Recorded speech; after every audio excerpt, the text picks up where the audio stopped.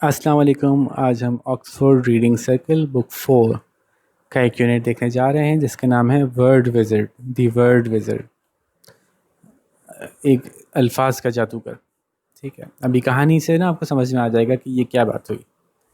तो कहानी पहले शुरू कर देते हैं, फिर डिटेल इसके जो ऑथर वगैरह की है वो आखिर में देख लेंगे। ठीक है, आसान सी है, मुश्किल नहीं है। एक फेरी टेल है, तो फेरी टेल्स पढ़ के वैसे ही बच्चों को बहुत मज़ा आता है, तो आपको भी मज़ा आएगा। Let's start.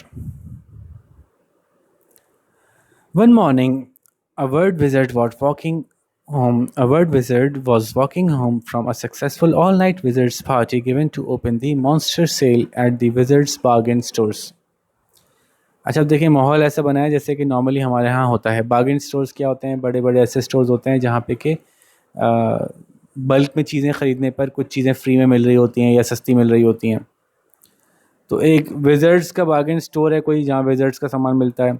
वहाँ पे कोई मॉन्स्टर सेल लगी थी, कोई बहुत बड़ी सी सेल लगी हुई थी। तो ये मॉन्स्टर सेल तो हमारे भी कहते हैं ना, बाज़ औक़ात किसी सुपर स्टोर पे सेल लगी होती है, हम कहते हैं मॉन्स्टर सेल, बहुत बड़ी सेल है। तो एक बहुत बड़ी सेल का स्टार्ट होना था, ओपन होनी थी उस सेल को, तो उसके लिए एक पार्टी दी गई थी। वो बड़ी कामयाब रही पूरी रात। तो एक सुबह वर्ड विज़र्ड गुज़र रहा था एक घर के पास से, वापस आ रहा था वो एक बड़ी कामयाब सारी रात में, जो उसने एक पार्टी विज़र्ड्स की पार्टी थी, जो विज़र्ड्स को पार्टी दी गई थी, उससे आ रहा था। जो क्यों दी गई थी? क्योंकि वहाँ एक ओपनिंग हुई थी मॉन्स्टर सेल की, बहुत बड़ी सेल की ओपनिंग थी जो कि विज़र्ड्स बार्गेन स्टोर में दी गई थी। He heard voices coming through an open window. उसने आवाज़ें सुनी जो एक खुली खिड़की से आ रही थी। Mr and Mrs Delmonico were having breakfast and discussing important business. Mr and Mrs Delmonico जो मियाँ बीवी थे, वो नाश्ता कर रहे थे और बड़ी अहम बातें कर रहे थे। इंपॉर्टेंट बिजनेस, अहम बातें कर रहे थे, कारोबार की बातें नहीं कर रहे थे। इंपॉर्टेंट बिजनेस से मतलब यहाँ होगा अहम बातें कर रहे थे, काम की बातें कर रहे थे। The word the word wizard who liked to know about other people's business stopped and listened carefully. जो वर्ड विज़र्ड था उसको बहुत अच्छा लगता था, वो उसका बड़ा शौक़ था कि लोगों के मसले मसाइल के बारे में मुझे पता चले। अबाउट अदर पीपल्स बिजनेस, दूसरों के मसले, दूसरों के प्रॉब्लम्स, दूसरों की बातें सुनने में उसको अच्छा लगता था। तो वो रुक गया और उसने गौर से सुनना शुरू कर दिया। क्या बातें थी जी? Oh our dear twins are growing up, said Mrs Delmonico. Mrs Delmonico ने जो है ना बड़ी एक ठंडी सांस भर के ना एक हाँ हाँ ऐसे करके बात की। क्या कि हमारे जो बड़े प्यारे प्यारे जुड़वा बच्चे हैं वो बड़े हो रहे हैं। सारा is so lovely with her beautiful black curls and shining eyes. हमारी बेटी सारा कितनी खूबसूरत है, उसके कितने हसीन काले घुंघराले बाल हैं और कितनी चमकदार सी उसकी आंखें हैं, रोशन आंखें हैं। And Francis says he wants to be an astronomer and study comets. और हमारा बेटा फ्रांसिस तो ये कहता है कि वो एस्ट्रोनॉमर बनना चाहता है, वो कॉमेट्स को स्टडी करना चाहता है। एस्ट्रोनॉमर वो लोग होते हैं जो कि सितारों को या खला को स्टडी करते हैं और उससे मुख्तलिफ़ चीज़ें सीखते हैं और लोगों को बताते हैं। और वो जो हवा में कॉमेट्स घूम रहे होते हैं आसमान पे, उनको उनके बारे में पढ़ना चाहता है। कॉमेट्स क्या होते हैं? ऐसे पत्थर होते हैं जो खला में ऐसे घूमते चले जा रहे हैं। कभी कभी वो रोशन भी होते हैं, इनमें से रोशनी भी निकल रही होती है। बाद वक़्त आग लगी होती है, उसकी वजह से रोशन होते हैं वो। बाज़ औक़ात बग़ैर रोशनी के होते हैं, लेकिन वो ज़मीन के पास से भी गुज़र जाते हैं और आप बाज़ औक़ात उनको दूरबीन से या टेलीस्कोप से देख सकते हैं। तो वो उनके बारे में जानना चाहता है। Do you think that is good career for a boy? क्या तुमको लगता है कि एक बच्चे के लिए एक अच्छा पेशा बन जाएगा, अच्छा आगे जाके करियर बनेगा उसका? I would rather he went into real estate. मुझे तो ऐसा लगता है, मुझे ज़्यादा बेहतर लगता है कि वो रियल एस्टेट में जाए। रियल एस्टेट क्या होता है? मकान और ज़मीनों की ख़रीदो फ़रोख्त। तो मकान और ज़मीनों की ख़रीदो फ़रोख्त का पेशा अख्तियार करें, मुझे ये ज़्यादा बेहतर लगता है। क्या साइंटिस्ट बनने जा रहा है? Mr Delmonico reply, Mr Delmonico ने जवाब दिया, there is a lot of money in land. ज़मीन की ख़रीदो फ़रोख्त में खूब पैसे होते हैं भाई। And what shall we give the twins for their birthday? अच्छा, फिर हम इन बच्चों की सालगिरह पे, जुड़वा बच्चों की सालगिरह पे क्या देंगे? Mrs Delmonico went on. Mrs Delmonico ने अपनी बात जारी रखी। What about a pet of some kind? Children would love a pet. क्या ख्याल है किसी तरह का कोई उनको पालतू जानवर ना दे दें? बच्चों को पालतू जानवर बहुत अच्छा लगेगा। Mr Delmonico did not want his twins Sarah and Francis to have pets, Mr Delmonico को बिल्कुल नहीं चाहते थे कि उनके जुड़वा बच्चे सारा और फ्रांसिस जो हैं उनके पास कोई पालतू जानवर हों, but he did not like to argue with his wife, लेकिन उनको अपनी बेगम से ज़्यादा बहस करना भी पसंद ना था। अक्सर लोगों को नहीं होता ना भाई।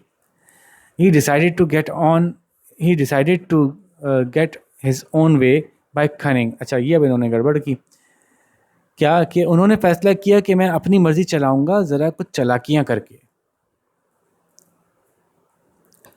What a good idea! वाह क्या अच्छा आइडिया, ये एक्सक्लेम उन्होंने बड़े बड़े पुरजोश अंदाज में कहा।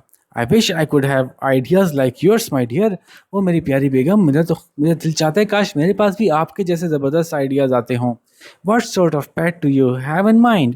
किस तरह का पालतू जानवर आपके जहन में है?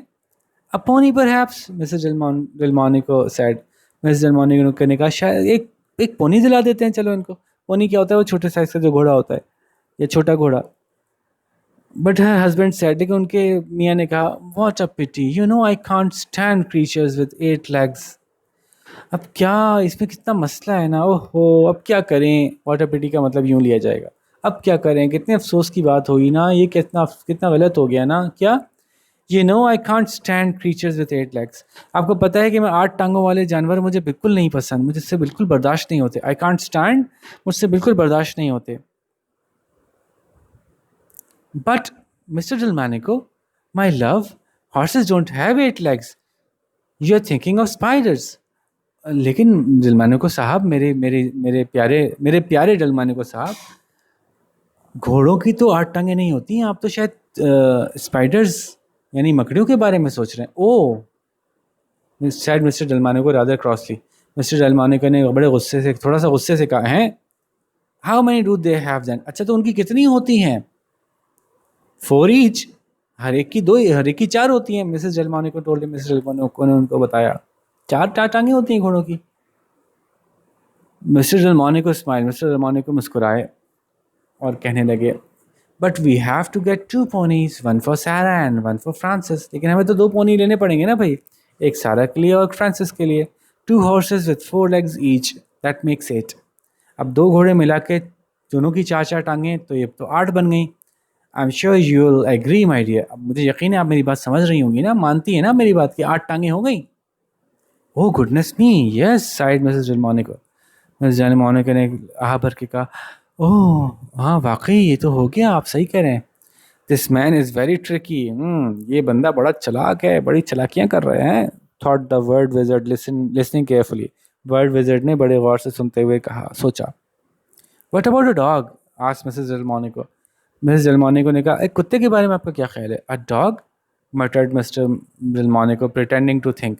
अच्छा कुत्ता, मिस्टर डेल्मोनिको बड़बड़ाए और उन्होंने ऐसा ऐसा एक्टिंग की जैसे कि वो सोच रहे हैं बड़े गौर से।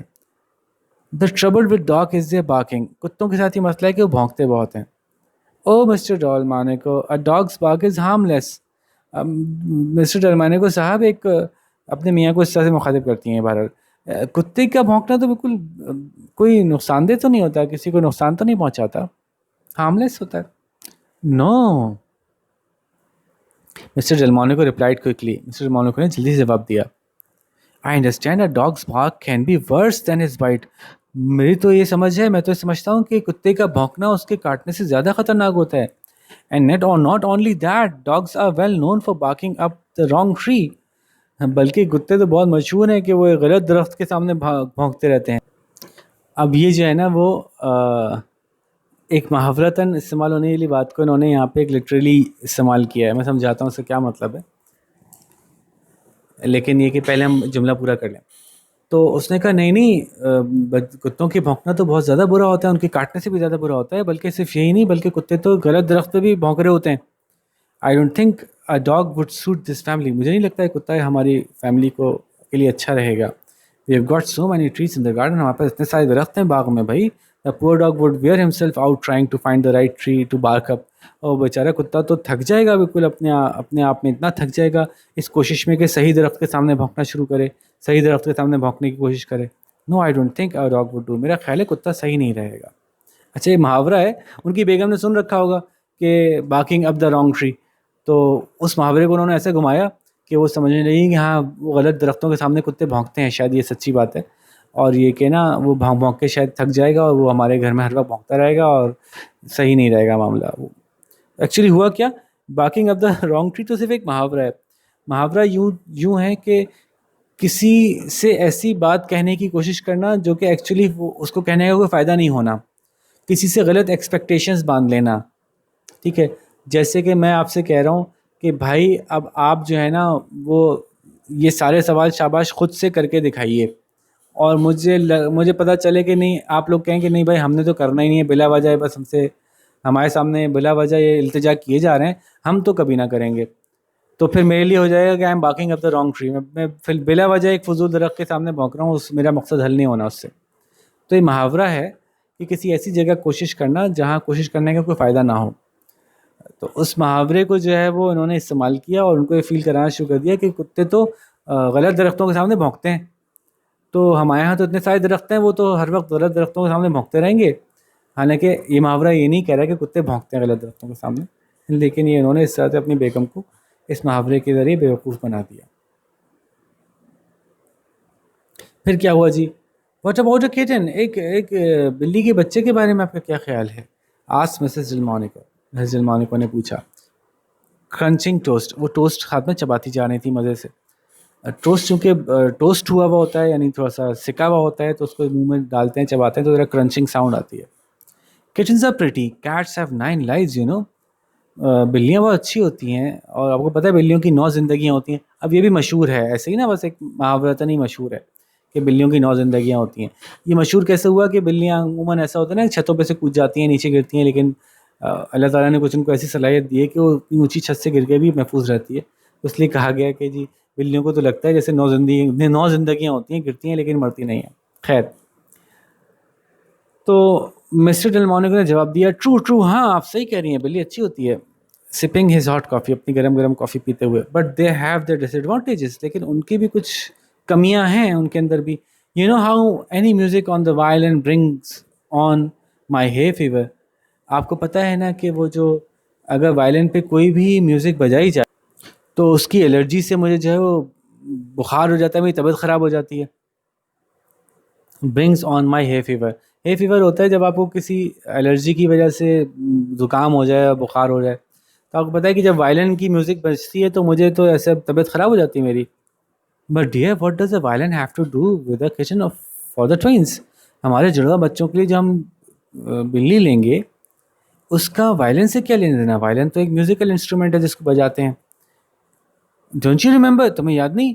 हे diddle diddle the cat and the fiddle, Mr Delmonico cried, Mr Delmonico ने चीख के कहा, तुमको याद नहीं है वो वाली नज़म? Hey diddle diddle the cat and the fiddle. But dear Mr. Delmonico, that was only one cat, his wife protested. अच्छा, अब ये किस चीज़ का आपको हिंट दे रहे हैं, क्या चक्कर चलाया इन्होंने? तो चक्कर इन्होंने क्या चलाया कि एक पोम है, hey diddle diddle the cat and the fiddle, एक नॉनसेंसिकल सी पोएम है, बच्चों के लिए लिखी गई है। तो उस पोम में एक जिक्र है कि एक बिल्ली है जो कि वायलिन बजा रही है, वायलिन को फिडल भी कहते हैं। तो कह रहे हैं तुमको याद नहीं है कि वो बिल्ली जो है वो वायलिन बजा रही थी उस पोम में? तो मिसेस डेल्मोनिको ने कहा, बट डियर मिस्टर डेल्मोनिको, ये तो एक ही बिल्ली थी, वो एक बिल्ली थी ऐसी जो वो वायलिन बजाती होगी, हर बिल्ली ऐसे थोड़ी करेगी। हिज वाइफ प्रोटेस्टेड, उनकी बेगम ने एहतजाज करते हुए कहा, if one can play the fiddle they all can, अगर एक वायलिन बजा सकती है तो फिर सभी बजा सकती होंगी भाई, मुझे नहीं पता, क्योंकि वायलिन से तो मुझे हे फीवर हो जाता है। मिस्टर डेल्मोनिको डिक्लेयर्ड, मिस्टर डेल्मोनिको ने वाज़ेह कर दिया बिल्कुल बयान अपना, I don't fancy taking the risk, मैं तो बिल्कुल किसी किस्म का रिस्क लेना पसंद नहीं करता। आई डोंट फैंसी, मुझे अच्छा नहीं लगता कि मैं कोई रिस्क लूँ। Beside they get all over the place cats, how about something more unusual, बल्कि और दूसरा मसला ये भी है कि वो तो हर जगह ही घुस जाती हैं बिल्लियाँ। क्या ख्याल है कोई ज़रा अनयूजुअल सी चीज़ लेके आए उनके लिए, एक ऐसी चीज़ जो आमतौर पर नहीं पाई जाती। What about a lion then, Mrs Delmonico said. Mrs Delmonico ने कहा, फिर शेर के बारे में क्या ख्याल है? Lions are very beautiful and very brave, there is a well known saying as bold as a lion, भाई शेर तो बड़े अच्छे होते हैं, खूबसूरत भी होते हैं, बहादुर भी होते हैं, बल्कि एक मशहूर कहावत भी है ना कि as bold as a lion, एक शेर की तरह से बहादुर। Oh my dear, Mr Delmonico exclaim, Mr Delmonico ने बड़े जज्बाती अंदाज से कहा कि हंसते हुए, एक्सक्लेम लाफिंग, हंसते हुए बड़े कहा the real saying is bald as a lion. अरे अरे, तो तुमने ये सुना है कि बोल्ड एज अ लायन? नहीं नहीं नहीं। ओह माय डियर, असल जो मुहावरा है ना वो तो है बाल्ड एज अ लायन, एक एक शेर की तरह गंजा, ये था असल मुहावरा। तुम क्या समझी bold as a lion? Lion are only beautiful to begin with. अरे शेर तो बस शुरू शुरू में ही खूबसूरत होते हैं। ऑन देयर सेकंड बर्थडे, अपनी दूसरी सालगिरह वाले दिन, दे सडनली गो बाल्ड, वो तो अचानक से गंजे हो जाते हैं। And the chairs and carpets are covered in lion hair, और सारी कुर्सियां और पूरा आपका कारपेट कालीन सब शेर के बालों से जो है ना भर जाता है, बड़े गंदे लगता है फिर तो। Miss Delmonico sipped a cup of tea in disappointed fashion. बड़े ही नाउमीदी के अंदाज में उन्होंने अपनी चाय का कप में से चुस्की ली मिसेस डेल्मोनिको ने। आई हेट दैट, मुझे तो बहुत बुरा लगता है बाल वाल होना ना। She said perhaps weed better get them a pet next year. फिर ऐसा करते हैं, फिर हम उनको अगले साल ही कोई पेट दिला देंगे। Goodness me, what a good idea, वाह वाह ज़बरदस्त, कितना अच्छा आइडिया है आपका। Cried Mr Delmonico, Mr Delmonico ने चिल्ला के कहा। You are very wise my dear, आप बड़ी समझदार हैं मेरी प्यारी बेगम। Leave the twins birthday presents to me. बच्चों के जो जुड़वा बच्चों की जो सालगिरह के तोहफे हैं उनको आप मुझ पे छोड़िए। Well thought the wizard, here is a man who uses words for the purpose of confiscation. ये एक बंदा ऐसा है जो कि अल्फाज इस्तेमाल करता है कन्फिस्टिकेशन के लिए। अब ये कन्फिस्टिकेशन कोई लफ्ज़ नहीं है एक्चुअली, ये चूँकि विज़र्ड की वर्ल्ड है तो विज़र्ड ने अपना एक लफ्ज़ बनाया हुआ है जिसका मतलब है कन्फ्यूजन, लोगों को बेवकूफ़ बनाने के लिए इस तरह का मतलब पैदा करने की कोशिश की गई यहाँ पे, ठीक है। तो अच्छा, तो ये अपने अल्फाज से लोगों को बेवकूफ़ बनाता है। Here is a man who chops word and changes meaning. ये एक ऐसा बंदा है जो अल्फाज काट के उनके मतलब बदल देता है। A word wizard can't stand for that. और मैं चूँकि हूँ ही एक ऐसा जादूगर जो अल्फाज का जादूगर है, तो मैं तो ये बर्दाश्त नहीं कर सकता। I teach him a lesson, मैं इसको सबक सिखाऊंगा ज़रूर। लेट मी सी नाउ, अच्छा चलो मैं देखता हूँ। What plan can I come up with, कि मैं क्या प्लान बना सकता हूँ। The wizard tossed an idea into the air. अब ये चूँकि जादुई कहानी है तो अब उन्होंने जो भी किया वो कुछ भी कर सकते हैं। तो उन्होंने क्या किया कि उन्होंने एक आइडिया हवा में उछाला। It buzzed off like a mosquito, वो आइडिया हवा में एक मच्छर की तरह भिनभिनाता हुआ उड़ना शुरू हो गया। Over the lawn straight to Mr Delmonico and stung him on the nose. तो वो आइडिया मच्छर की तरह से उड़ता हुआ गया, लॉन क्रॉस किया उसने और मिस्टर डेल्मोनिको की तरफ गया सीधा सीधा, और उनकी नाक पर उस आइडिया ने काट लिया, डंग मार दिया। Stung him on the knows, नाक पे काट लिया। अब भाई आइडिया, जादुई कहानी में आइडिया ऐसा उड़ सकता है भाई, हंसने की बात नहीं है। Mr Delmonico bought his twins Sarah and Francis presents beginning with C. Mr Monico ने अपने दोनों बच्चे सारा और फ्रांसिस के लिए तोहफे खरीदे जो कि सी से शुरू हो रहे थे, लाइक कैमराज एंड crayons और clarinets and comics and a great big fire engine red Christmas cracker. It had a black label on it saying beware monster cracker. तो क्या क्या इन्होंने अपने बच्चों के लिए लिया? इन्होंने अपने बच्चों के लिए सारी चीज़ें ऐसी ली जो कि सी से शुरू होती थी। तो उन्होंने उनके लिए जो है वो कैमरा लिए, उनके लिए क्रेयॉन, कलर रंग भरने के लिए क्रेयॉन्स लिए, उनके लिए क्लैरिनेट्स लिए, जो ये बाजे होते हैं मुंह से बजाने वाले, जैसे बांसुरी होती है इस तरह के लंबे होते हैं, लेकिन बांसुरी नहीं होती है, बाजा होता है, टों टों करके ऐसी आवाज़ आती है, मोटी आवाज़ होती है इसकी। क्लैरिनेट्स लिए, कॉमिक्स लिए, ABC से शुरू होती हैं, पढ़ने की कहानियाँ बच्चों की, और एक बहुत बड़ा सा क्रिसमस क्रैकर लिया, क्रिसमस में के ऊपर फाड़ा जाने वाला क्रैकर। और वो क्या ख़ास बात थी उसकी कि तो बहुत बड़ा था और उसका रंग जो था ना वो लाल था, और ऐसा लाल जो कि फायर इंजन्स के ऊपर होता है। फायर इंजन क्या होता है? वो ट्रक्स जो कि आग बुझाने वाले ट्रक्स होते हैं ना, उनके ऊपर जो लाल रंग किया था, उस तरह की लाल रंग वाला बड़ा सा फायर क्रैकर था, पटाखा था। It had a black label on it, उसके ऊपर एक काला सा लेबल लगा था, इस पर लिखा था बीवेयर मॉन्स्टर क्रैकर, से बच खबरदार रहना, ये बहुत बड़ा क्रैकर है। अब ये बहुत बड़ा क्रैकर है, मॉन्स्टर क्रैकर का मतलब बहुत बड़ा क्रैकर है। हाँ बिल्कुल, मॉन्स्टर क्रैकर का मतलब बहुत बड़ा क्रैकर है, लेकिन मॉन्स्टर क्रैकर का मतलब एक और भी हो सकता है। यहाँ मॉन्स्टर का लिटरल मतलब भी हो सकता है। खबरदार, ये एक ऐसा पटाखा है जिससे मॉन्स्टर है। तो आई डोंट नो आगे क्या होने वाला है, let's see. I bought it at the wizard's bargain store monster sale, Mr Delmonico said. I can't wait to see what's inside. मैंने ख़रीदा है एक जगह से जो कि विजर्ड्स बार्गेन स्टोर था, उसकी मॉन्स्टर सेल लगी थी, बहुत बड़ी सेल लगी हुई थी। अब यहाँ पे देखें ना अल्फाज का चक्कर, मॉन्स्टर सेल का मतलब बहुत बड़ी सेल भी हो सकती है, और मॉन्स्टर का सेल का मतलब भूतों की सेल भी हो सकती है। वी डोंट नो येट, तो अभी देखते हैं आगे क्या होने वाला है, क्योंकि ये भी अल्फाज का चक्कर चलाया ना अपनी बेगम के साथ, तो मुझे ऐसा लग रहा है कि ऐसा ना हो कि वो वर्ड विज़र्ड ने इनके साथ भी अल्फाज का चक्कर चलाया हो। तो जादूगरों के सस्ते से स्टोर जहाँ पे चीज़ें सस्ती मिलती हैं, वहाँ से मैंने जो है वो मॉन्स्टर सेल, बहुत बड़ी सेल थी, वहाँ से ख़रीदा। अभी हम इसको बहुत बड़ी सेल ही समझेंगे। I can't wait what to see what's inside, मुझसे सब्र नहीं हो रहा है देखने के लिए कि अंदर क्या है इसके अंदर, ये जो बड़ा सा पटाखा है। फ्रांसिस टुक वन एंड सारा टुक दी अदर, फ्रांसिस ने उसका एक सिरा पकड़ा, सारा ने उसका दूसरा सिरा पकड़ा। They pulled and then suddenly the cracker burst with a snap and a roar like a cannon let off in a cave. Sarah ने एक तरफ से पकड़ के खींचा और फ्रांसिस ने दूसरी तरफ से पकड़ के खींचा, और उन्होंने खींचा खींचा खींचा यहाँ तक कि अचानक से वो क्रैकर, वो पटाखा फटा एक धमाके के साथ, और ऐसे ऐसा गुर्राया वो, ऐसी जोरदार बूम की आवाज़ आई जैसे कि कोई तोप चली हो किसी गार में। अच्छा, खुले में तोप चले तो आवाज़ आती है, बहुत ज़ोर की आवाज़ आती है, लेकिन कहीं बंद जगह पे तोप चले तो बिल्कुल कान फाड़ देने वाली आवाज़ आती है ना, बहुत तेज़ आवाज़ आई। The room filled with smoke, पूरा कमरा धुएं से भर गया, and smell of gunpowder, और वो जो बारूद की स्मेल आती है ना, जो कि पटाखा फटने के बाद आती है, तो उस स्मेल से कमरा भर गया। But when the smoke cleared away, लेकिन जब वो धुआं साफ हुआ, छटा, there sitting in the middle of the floor was a monster, वहाँ कमरे के बीच में एक मॉन्स्टर बैठा था। देखा ना, मैंने कहा था ना, ये चक्कर चलाया इन्होंने अल्फाज का। और ना सिर्फ नॉर्मल मॉन्स्टर बैठा था, बल्कि मॉन्स्टर के साथ क्या क्या मसले थे। इट हैड 8 लेग्स, उसकी 8 टांगें थी, and carried a violin tucked under its chin, और उसकी थोड़ी के नीचे एक वायलिन फंसा हुआ था, क्योंकि वायलिन बजाने वाले वायलिन को ऐसे अपनी चिन के नीचे फंसाते हैं, एक हाथ से पकड़ते हैं और उसी कंधे पे उसका दूसरा सिरा रखते हैं, और फिर दूसरे हाथ से उसकी जो बो होती है उसको बजाते हैं, उसकी मदद से बजाते हैं। इट वोर अ कॉलर एंड टाई, उसने कपड़े ऐसे पहने हुए थे कि कॉलर लगाया हुआ था अपनी गर्दन पे, और टाई पहनी हुई थी। And had 100 teeth all sharp, उसके 100 दांत थे और सब बड़े तेज थे। It had horns and hairy years, उसके सींग भी निकले हुए थे और बड़े बालों वाले कान थे उसके।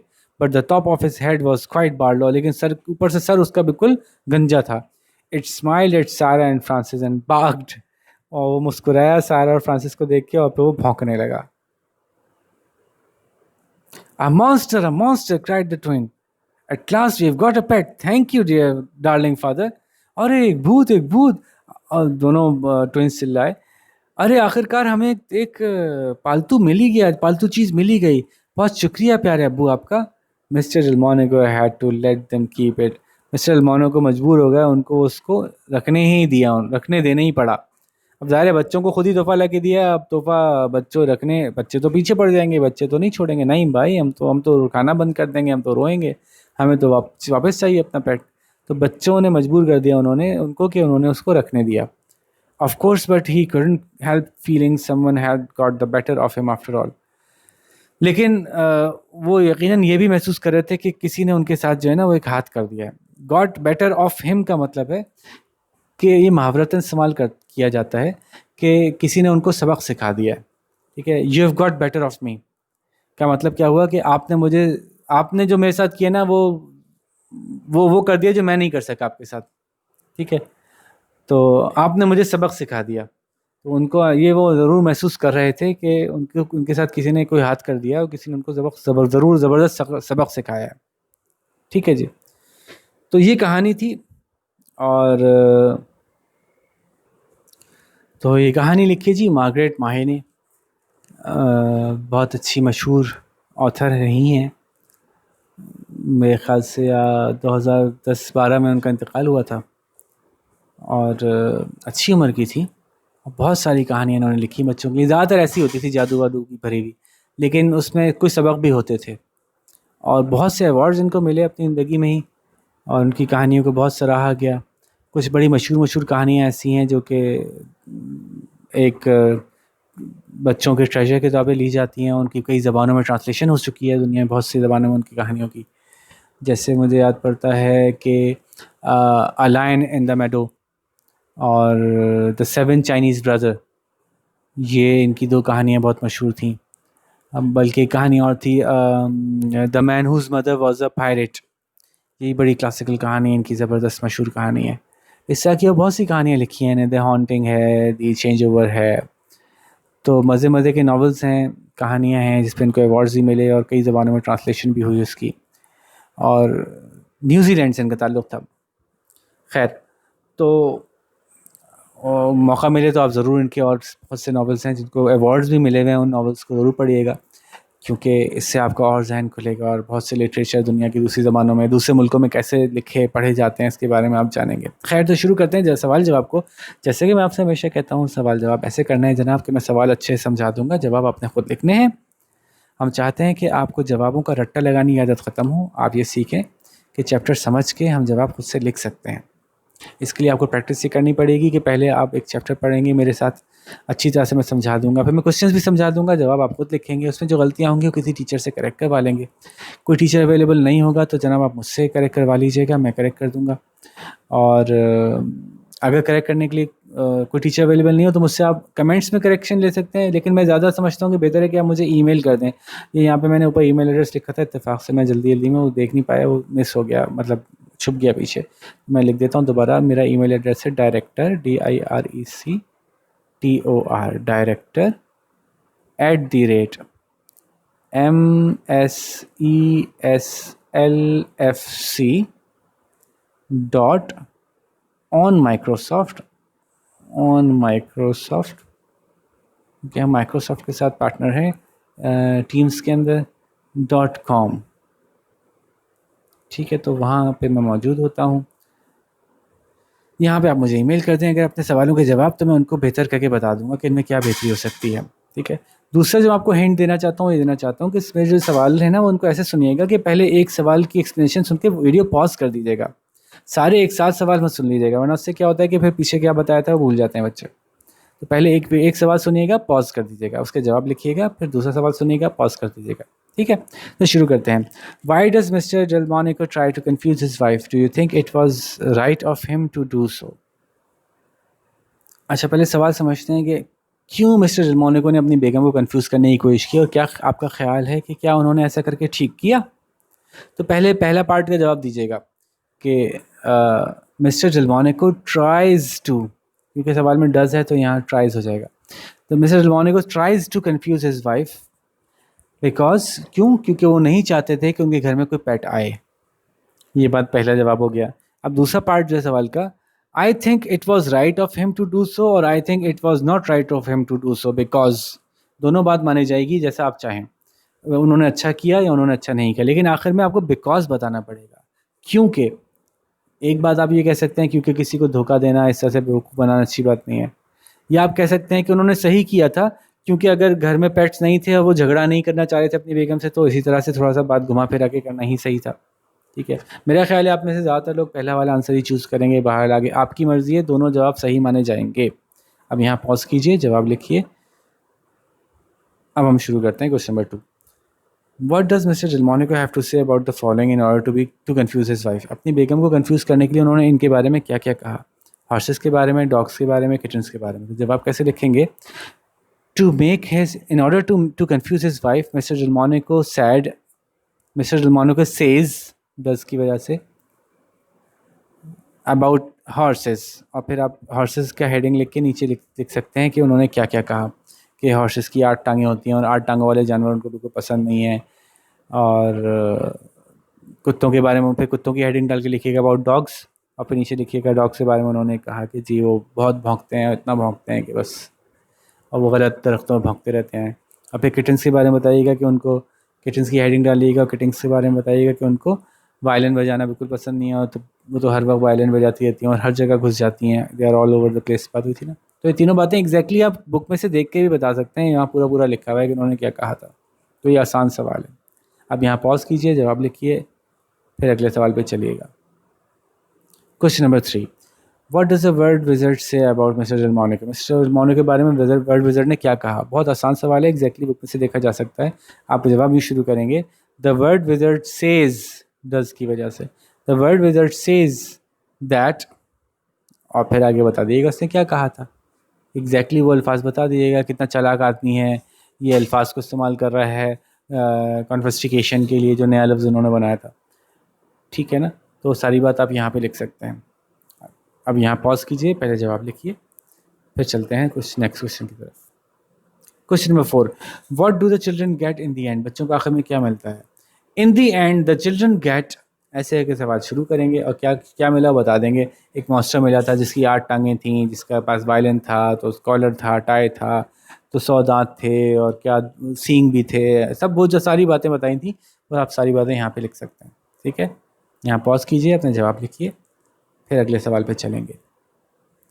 नेक्स्ट क्वेश्चन नंबर 5 है, the monster in the story was a friendly one.